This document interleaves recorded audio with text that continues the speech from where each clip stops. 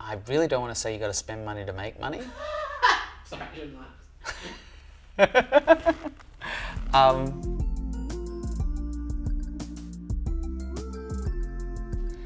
So now you've done your revenue and you've figured out the total amount of money you might make each year.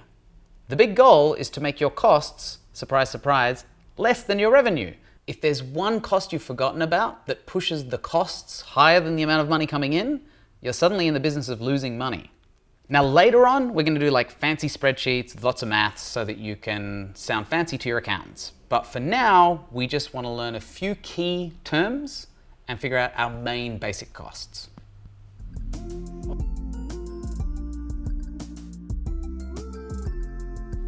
A nice way to think about costs is just like imagine that the business has been running successfully for a year or two and you walk into your office first thing in the morning. You turn on the lights, so you've got to pay for utilities. You say hello to an employee, that's a wage. And at the end of the workday, you go home and you eat dinner. So you have a wage so you can pay for dinner.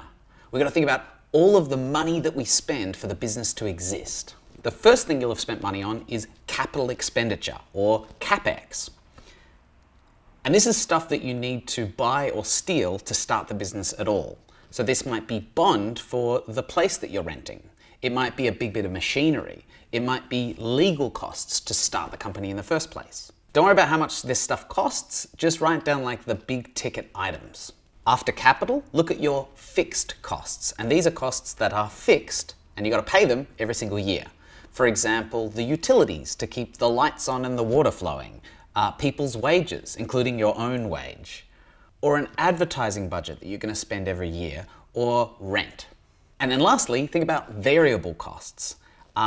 Variable costs are a bit weird. Think about them as money you have to spend when you sell units of whatever you're selling. So it's stuff that's used up to create your product. So that might be coffee and milk for making a coffee, or it might be raw materials for making a product. At this point, most people are like, that's on my costs, awesome. Except, profit is a cost.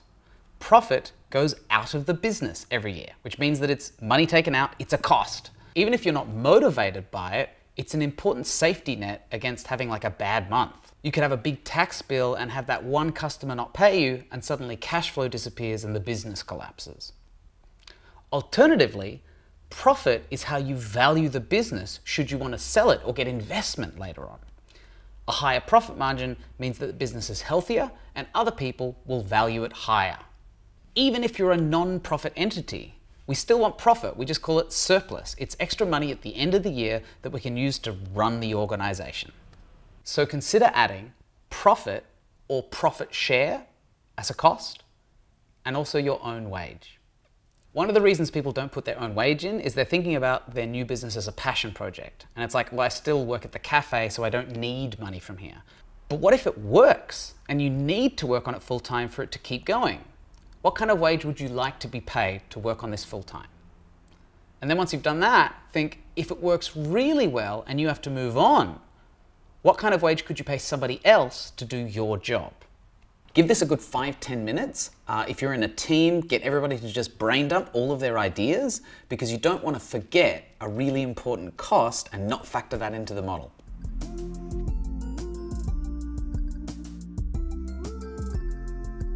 If you want to flesh this out just a little bit more, then you can put percentages next to each of those line items.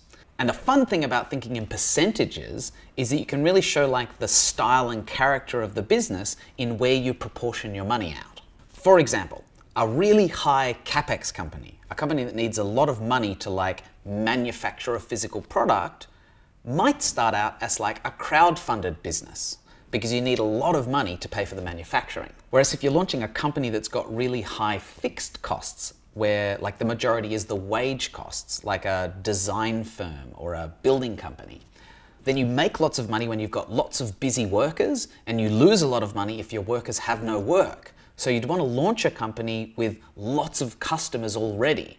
This is really common for like mid-career entrepreneurs who take all of their networks that they've built and then figure out how to sell them all something. Whereas a company with really high variable costs kind of only costs you money when it works. Good example of this is a dropship company. A dropship company is where it's just like somebody sitting behind a computer running a website, and they buy products from somewhere and ship them directly to their customers without ever seeing the product. Your CapEx for that business is like your laptop. Your fixed costs are however many hours you spend on the business. So you could be doing it after hours or on the weekend. And then your variable costs fluctuate only when you have customers buying products. This makes it really good to start as like a side hustle on your weekends or after hours, with the hope that it'll then grow and you can quit your job. So this doesn't need to be complicated. You've just got this cake of costs. We've got the capital to make the thing exist. We've got the fixed cost that we keep having to pay, including your wage, because you put that in. Then we've got the variable costs that get used up when we do what we're doing. And then we've got that cream on top, which is profit. About 10 years ago, my mate Luke and I started a company, writing code together. And in the first month, we rented the most horrible, drafty, cold, dusty, terrible office you could possibly think of. And on the first day, we bought a coffee machine with the entire deposit from that first customer. The theory was, the coffee machine was worth it because coffee would make us work faster. We bought a coffee machine we couldn't afford because it was that important to us to write good code. You can see the character of the company. And 10 years later, that company is still providing coffee and lunch for all its employees, in the knowledge that that expense is a cost that describes how we want to run our company. So your job as a founder is not to keep your costs low. It's your job to spend the right money in the right place. It's to spend money to create value that matches your values. And you put a dollar figure on it so you don't run out of money.